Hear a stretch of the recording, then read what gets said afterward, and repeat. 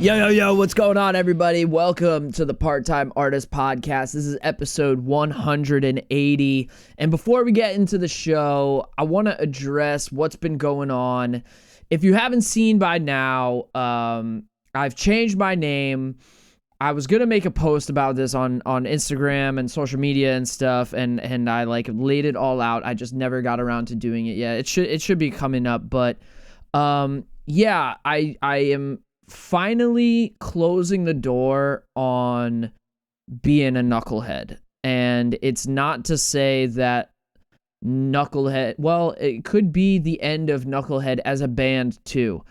It's so ironic because we just played a show last night as Knucklehead, but it just feels like I'm moving in a new direction. I made that name like over 10 years ago. And the bands that I've formed now with the guys I'm playing with in Philly, it feels like such a new thing. And the type of content that I'm creating and this new path I'm walking, it feels like a totally new identity for me. So to keep holding on to this identity that I created in 2013 when I was just, I was in such a different place. Mentally, physically, emotionally, spiritually, all that stuff. So it feels like it's just the right time to step away from that and to step into really what I want to do now, which is to empower creative people, connect with artists, and just be of service to a community. And I feel like to do that, I'm going to step back into my name, which is Roger. And you've probably seen by now, all of my socials have changed to Roger Stays Creative. That's what I'm here to do. I'm here to keep my creative identity as well as help you keep yours. So that's pretty much the mission that I'm on right now. The other thing is Camp Punksylvania, y'all, is right around the corner, and I'm going to put a link to that where all of my affiliates are. I'm done with MailChimp. I'm kind of closing the door on that too. I don't really need that right now anymore. So the only affiliates are going to be DistroKid and just subscribing on YouTube. If you're watching this on YouTube, awesome. Subscribing would really help on YouTube. If you're listening to this, that's cool. You can follow and subscribe however you're listening to this podcast. But YouTube is my real passion, my real focus right now. So if you enjoy me doing this and, you're getting value out of this, please consider subscribing to the channel. It'll just help me grow. It'll keep me doing what I'm doing. I'm pretty confident now that stuff is going somewhere. I don't really feel like the need to have the validation like I kind of had in the past, where I was trying to do right by everybody. I was trying to not necessarily be something I wasn't, but I really was trying hard to grow an audience. And now I feel like I don't need to try anymore. Once this name change happened, it feels like it's just natural. It's second nature for these things to be manifesting in this way. And the response I've been getting from people has just been awesome.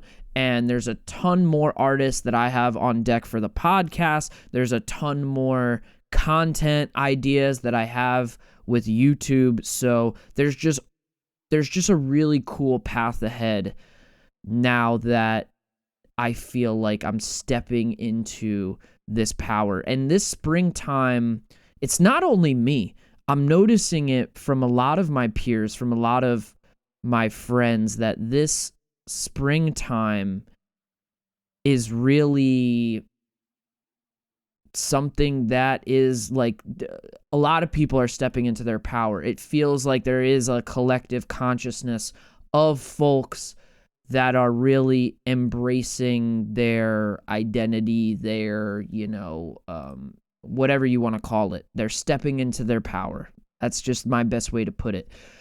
So it just feels like this is a collective thing, which is really cool. And I'm going to add on to that by doing what I've been doing. And the show I played last night with my friends here, Ryan, Liam, Adam, maybe the last Knucklehead show ever. I'm not sure, but someone was in the crowd, was like, dude, I love you guys. I want to put out a record. And I was like, wow, what a coincidence. I've been sitting on a record for years now. So I'm super excited to say that, like, I think I have my first vinyl coming out with, the last Knucklehead album. So it just feels like a really special time right now. And I couldn't be more grateful and appreciative that you're tuning in, that I'm getting the response that I'm getting from like-minded creative people. It really feels like all of the work I've been doing for the past few years and not really getting a whole lot of response for it. It feels like it's finally getting to a place where all the stars are lining up, the energy is lining up, everything is just falling into alignment. So with that, I'm super excited to jump into today's show. All right, y'all, I have with me a very, very special guest hailing from the faraway lands of Michigan. I have Charles from the group thePicassos. Charles, thank you so much for coming on the show. Thank you for having me. It's been, we've been working at this for a little while, so glad to be here. Oh, yeah, I know. For those that don't know, like a lot of the guests coming on the show, our correspondence goes back to 2023, and Charles has been so patient with me. And speaking of being patient, it's the 1-year anniversary of your album. Congratulations. How does that feel? Thank you. Yeah. It's insane because it does not feel like any time has passed at all. Really? With as much as we put into the record. Right. Life has just took us by whirlwind, so we are trying to catch our breath, to be honest. Now, how long, it's so weird, these kinds of anniversaries, I think, as artists, because we know that, it probably stretches back, years and years and years before the thing came out. Do you remember, the first song you wrote, how long ago was that, if you can remember this whole timeline for this album coming out? The first song that I wrote off this record. I think I want to say it was either Children of the Night or Leather Wings, probably one of those. Right.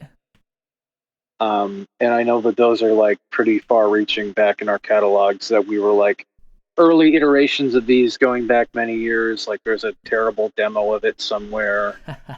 But they're both very much on brand and on theme with the death and rebirth, the vampirism aspects of it. And that is big themes that ended up kind of growing into what the whole track listing became. Yeah. It's just that first snowball. Now, before we jump into talking about the album, you are from Michigan, and I've met a bunch of people from Michigan, okay? And Michigan seems to be, from what I've observed, a very love it or hate it spot. I've talked to people that are like, oh, it's the coolest place. There's all of these trees. There's nature. It's the seasons are great. And then I've talked to people where it's get me the fuck out of here. I can't stand these fucking, backwards people, and, everyone's saying Meyer and fire and higher. So I want to know, where do you stand on the spectrum between love and hate with Michigan? And also, what's one thing you love about Michigan and one thing you hate about it? Yes. I mean, Michigan's all I know. I've right. born and raised here, from more rural area to kind of big city, and I'm pretty used to the Detroit area, so like that's kind of where we do a lot of our business. Right on. So I'm like, I don't even notice it at this point.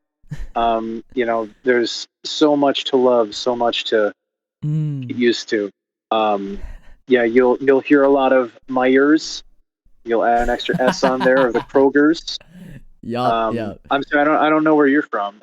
You're from? I'm from Philadelphia, man, but I'm no stranger Philly, to Detroit. okay. I'm no stranger to that entrance to the Canadian border there. We've gone through there on tour. Our northern neighbors. Yes, exactly. Yep. I dated a girl from Michigan, so I was back and forth to, the other side of the lake. Hell yeah. Then the Coney Islands, all of our great national landmarks. Oh my gosh. Yeah. The midnight strolls through the Meyer parking lots, Yes. We got so much to offer. But I'm a big fan of like city life. I can kind of deal with it anywhere, but I do appreciate we've had opportunities to go up north, and what we call it up north. And I've been to the Grand Rapids and played some dates out there, and there's a lot of cryptid activity, so that's kind of my bag. The paranormal of it all. And I would say the thing I love best about Michigan is our fall season, and that we get the leaves to change the way that it does. We get good pumpkin patches.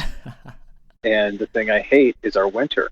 So there it is. Get a lot of sweet before the bitter. Yeah, I mean that's totally valid. I think a lot of northern, I guess, states, even here in Pennsylvania, they call it the Northeast, even though Maine is way up there. But a lot of the northeastern states, I think, have the same type of feeling to them. Now, how do you feel? This is one thing, because you're in the Detroit area. Every time my band has come to Detroit, there's been something that throws the show off. A band drops out, the venue has to go over here, the booking agent got fired. Like, there's always some weird event. There's always some weird thing that throws off the show sometimes. So I just want to ask, like, how has the music scene been post-COVID or recently? How has the music scene treated you? Sounds like you've been reading my diary. Yeah, that is exactly it. There is always something that can go awry. And I just kind of assumed it was everywhere, but I that's something that us Detroiters are known for. Glad to take it. But because we always we roll with it. Yeah. Like, show gets pushed back or nonsense like that, acts drop out, venues close down. Like, we had a whole day that we were scrambling to get a show together because we had it set up at the venue. The venue calls us at 10 a.m. and they're like, the bass flooded, we have to cancel the show. So we go and we look because we want to do right by the touring acts generally. Yeah. Like, there was a band coming through. I think it was the Black Mariah Theater that was coming through, and they're incredible. Nice. But we try and search out different venues, and we're working, going back and forth emails all day, and then finally get the call back from the venue being like, "Oh, we figured it out. We got a plumber in, so we're good. We can have the show anyway." We're like, "Cool, great, that'll do it." Yeah, and that is classic Detroit activity. Yeah, I think one time we played a show there where the venue was like, "Oh, we're just gonna move your show to this other venue, and we're gonna have the show that was at that venue be a morning matinee." So it became this all day festival at this bar in Detroit. We were like, "This is cool, but why? Why did we have to do this? No one asked for this." Yeah, exactly. So I want to jump right into the record now. This is the second song on the record. It's called Leather Wings, The Blood is the Life. Check it out, everybody.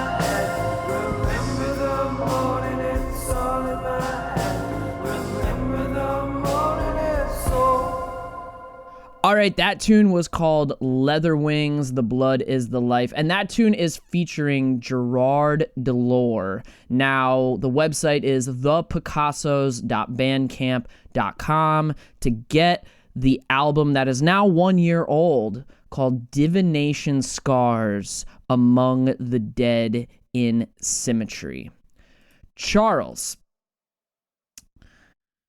some people hate to have this discussion. Some people love to have this discussion. But I feel like we have to address the genre situation. Okay? My first impression when I heard this album was, this is fucking weird. I'm into this shit. That was my initial impression. And then through digesting it over and over again, I was like, man, there's some things from just my background. I was like, there's some things that remind me of The Cure. Then there was My Chemical Romance. Then there was 9 Inch Nails. We have you as avant-goth genre, right? Can you explain that to those of us that are just not, that are on the outside looking in on where you're coming from? Yeah, we have, I made you say a lot of syllables there, so I'm proud of that. Or just our album title alone. Yes. So, yes, our genre is all over the place, because we are a core group of 4 musicians that are vastly different in experiences and influences. So, like, I pull from all over the place, a lot of thematic things. But, like, in the tradition of acts like, for God's sakes, like Tom Waits or Smashing Pumpkins, that they're always doing like different things within their sound, and like nothing is off limits. And that's like really our bread and butter. That's what we want to bring into it. Is like no genre, no influence is too far reaching or too strange. And the performance art of it is that avant-garde activity that like your David Bowies of the day would try to push the envelope, and we're only hoping that we can maybe lick it. So, as far as it goes, like we've been called many things over the years. Scooby-Doo chase music, and Dan, our bassist, wants to coin the term Midwestern goth. So as opposed to your Midwestern emo, we're the gothic side of things, because we hail from the Midwest, and I think there is something to that area. But a lot of it is just the amount of influence that we take in. We want to put that back out and kind of refigure it to our own visual perception. So the avant-goth of it, naturally, I think goth is kind of a catch-all term a lot of the time, but just that the beauty and darkness, I think, is the cherry, if we can put one. The beauty and darkness, yeah.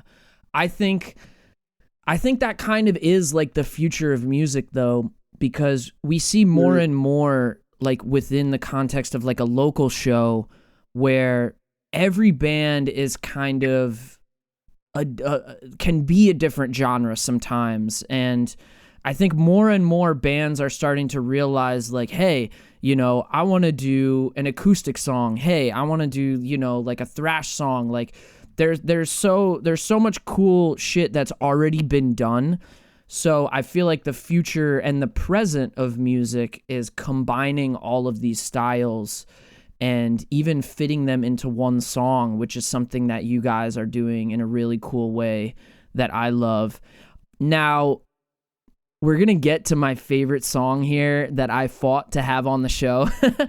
And it's another song where... Tussled. Yeah, we tussled.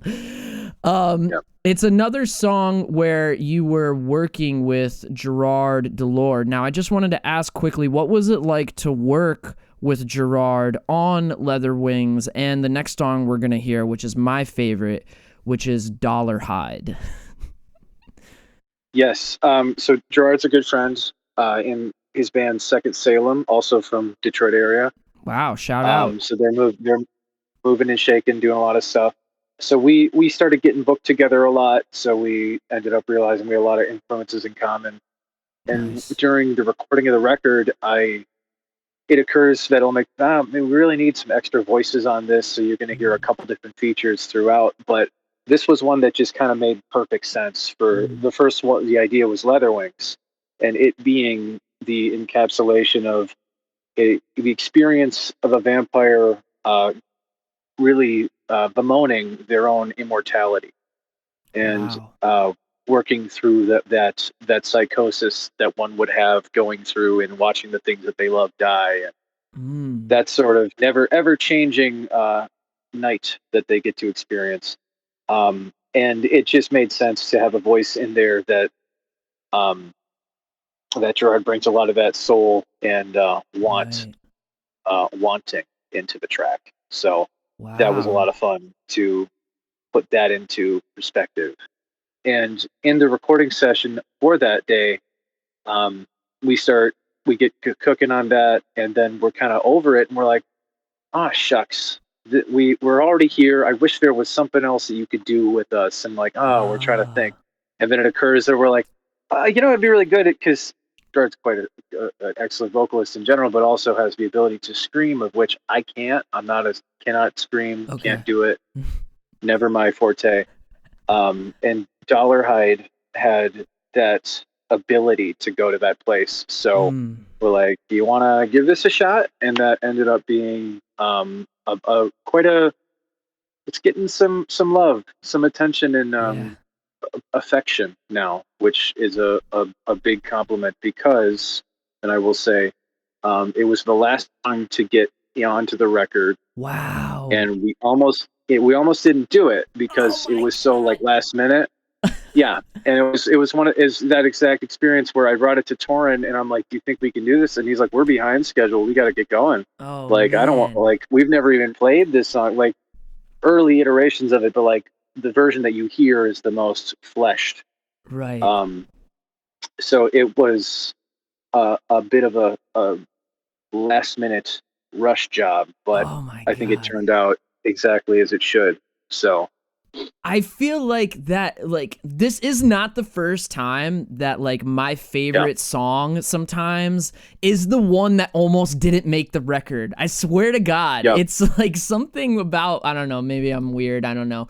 But there is an energy to that. You know what I mean? There is an energy to like oh yeah, fighting for a song to like have, you know, a place in this world. You know what I mean? So oh I yes, guess that's yeah. why I just gravitated towards it naturally. I get off on finding shit like that out. That's so cool. So without further ado, let's get into this. Another one with Gerard D'lor. This one is Dolarhyde. Check it out.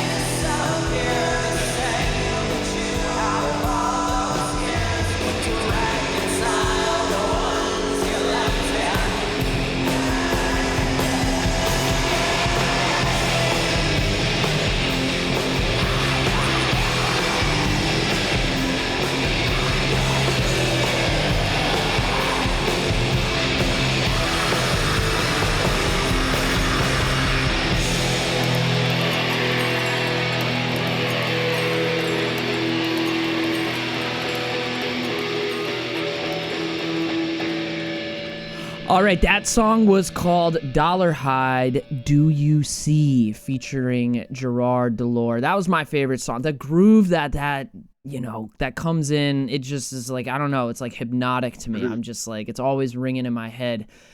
Charles, what was the biggest challenge you feel like you had to overcome to get this record out?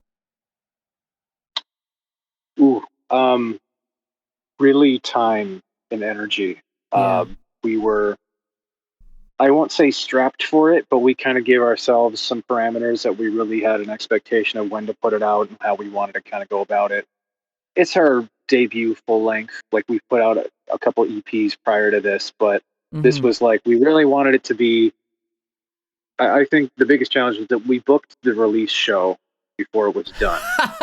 So we had the expectation. No. Yeah. Oh, wow. So we're like, we know this is what it's got to be. We have physicals in hand by this date, so we're going to have everything together now. Wow.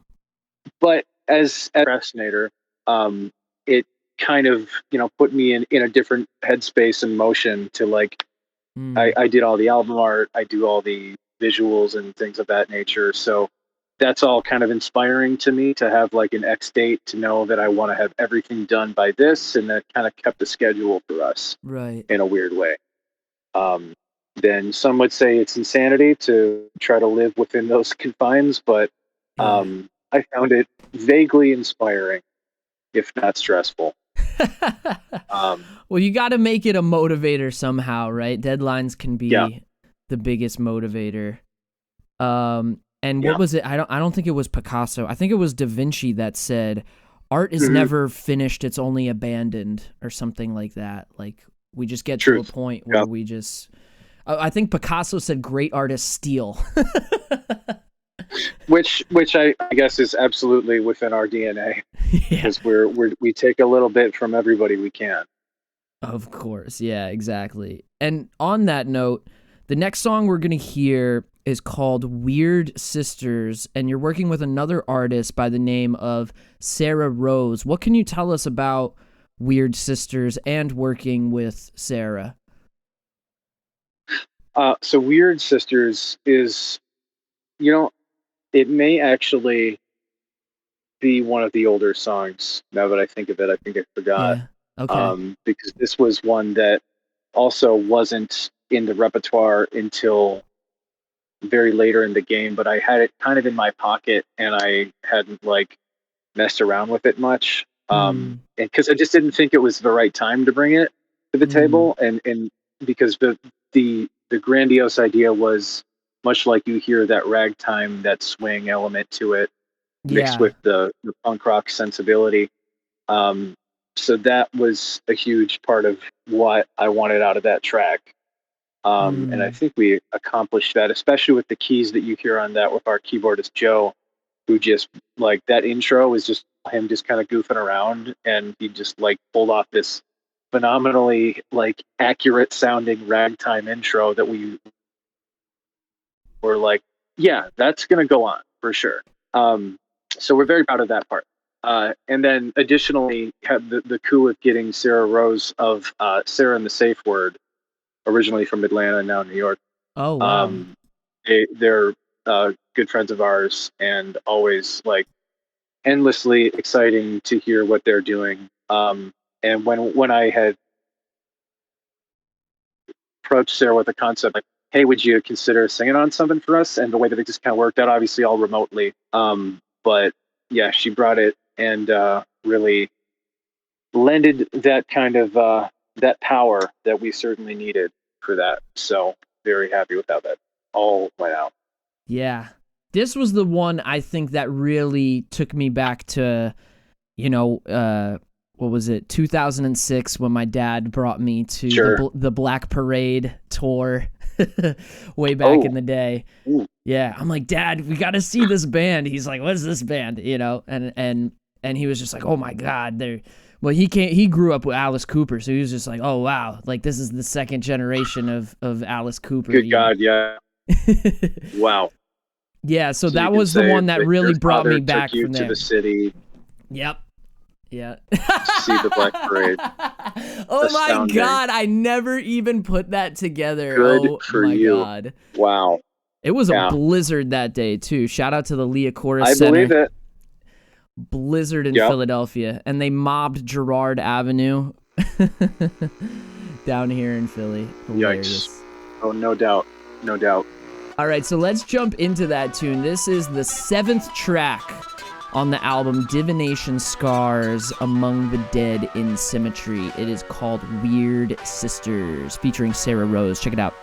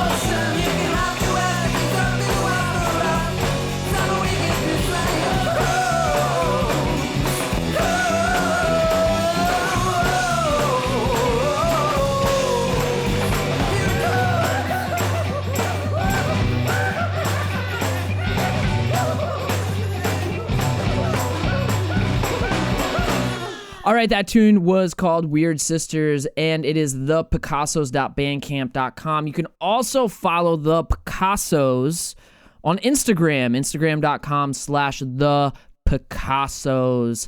Now, Charles, one of the last questions I want to ask you is, what's your favorite part about making music? Wow. Because you're an all-around artist. You're doing the visuals, you're doing the aesthetic, you're doing, I'm sure there's a lot of writing going on in your house. That's something I know about Michiganders. Y'all are always writing something somewhere. So what is it about music that really turns you on holistically?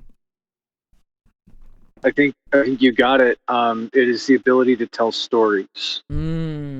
Yeah. Is kind of really what compels me the most. and as a performance art, as a performer in a sense, that is what we set out to do. Is to tell those stories in the songs, but also then leave those out a little bit when you get to the stage and you're able to kind of like bring it across to people in a new way. And that's really what the preparation for the performance, the actual performance, and like seeing how we can reimagine these things that we've put together. And that's like a huge thing that has kind of seeped through the music for years. A lot of us come from theater background, so that is definitely the MO for us. Yeah. Yeah, it's music is one of those things where you can just bring in so many elements, the theater, the poetry, the like we were talking about with My Chemical Romance, just the bringing in all of these thematic elements. What do you actually, you know what, even before I ask that, do you consider yourself a part-time artist? I guess I would have to be by now. Yeah. I have been, as much as it doesn't feel so part-time. Yeah. I do very much have a full-time day job, Sure. as does everyone else in the group. So this is, yes, certainly a part-time yet full-time commitment that we try to push forward. And if only it could become a full-time Yeah. when it does. Yeah. I almost I think it's such a this is why I changed the podcast to this name, because I think it's such a profound thing to think of being an artist as a part-time thing, as if you can clock in and out, because we just see the world differently all the time. We can't turn it off. We can't turn off our observation. But recently I thought I wanted to tour the world and be a rock star. And then when I got older, I kind of realized, man, I wonder if music would stop being fun if it was something I had to do versus something I was doing because I wanted to do it. You know what I mean? Sure. It almost makes me feel like being a part-time artist might actually be better than being a full-time artist. But I always love to hear people's perspective on that, No doubt, no doubt. That's the fear, is when it becomes less of a need and sort of a chore. Yeah. And that's something that I don't want that for myself or anyone. So it is something that we are compelled to do, and truly I don't know how else to deal with the mundanity of life as it is. I mean, without having vocation, without having the opportunity to put forth the world, my perception of things, the way to communicate. That's just kind of how we live. It's how we survive. That's it. So, yeah. And I think my dad said something like art and science are the only two things that really get us moving forward, as a society, as a culture. No doubt. Yeah. Yeah. I guess lastly, Charles, let's talk about the future. What we got coming up. I heard there's a music video coming out. There's a new single coming out. What can you tell us? Well, we do have a new single dropping 1 year to the day of our physical manifestation of the album's release. Nice. Of May 20th, and that will be on, of course, all streaming. It is a part of the record, serious business, I can say. It will also feature a B-side, which is unique to something that has not been heard yet. And then we have been very lucky that our friend Jennifer Cloudfelter has put together a visualizer, full cloth of visual effects laden, a lyric video for that song. So that will also be on our YouTube, on the official Picassos official YouTube channel. Wow. Right on. We got the YouTube plug. That's my favorite thing. Shout out to YouTube. That's my passion right now. Charles, It was such a pleasure having you on the show, getting into your head a little bit, and being able to listen to these tunes. Yeah. Thank you so much for coming on. Likewise, thank you for persevering, making this happen. Love to chat anytime. Yes, I have a feeling we might get together in Michigan sometime, and maybe we'll go to the lake and write poetry or something, play a show. You let me know. I know some great cemeteries. Excellent, awesome. And I guess I would be remiss if I did not mention, as we're queuing up serious business. Yes. It is mostly, unless you were going to ask me about this, in which case I'm sorry to say. It is inspired by my time in the death care industry, of which I worked at a cemetery. Wow. And so it is very much a bit of a tongue-in-cheek rendition of my time there, and just kind of the overarching predatory nature that the death care industry has paraded around as an empathetic or charitable organization. So wow, that's my political stance on that as of now. Wow, what a cool homage to that world. And with that, the future single video coming out, the 8th song on the record, Divination Scars Among the Dead in Symmetry, that is now 1 year old. This last tune is called Serious Business. Rip on, everybody. I'm in the cemetery business. I'm in the cemetery sale. Give me a call, I'll find you a home. You know I never fail. Since 1963, they have always relied on me to keep them close friends and enemies, and I, along with thee, write your name in Eliza's book. One drop of blood is all it took. You'll be here for eternity, right down here with me. I'm in the cemetery business. I'm in the cemetery sale. Give me a call, I'll find you a home. You know I never fail. Just thrown in the ground with your name all over.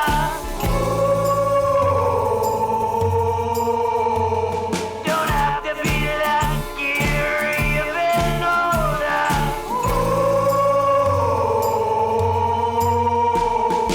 There will come a day when I'll lay in my grave.